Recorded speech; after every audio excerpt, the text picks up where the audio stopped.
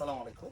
সুখবর, কালামস ইউটিউবার সারা বাংলাদেশে cash on delivery বিক্রি করছে এবং আপনারা চালক এবং মালিকরা সারা পাচ্ছি।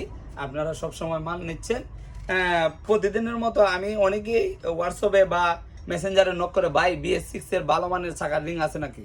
জি, আমার কাছে BS6 এর চাকার রিং আছে।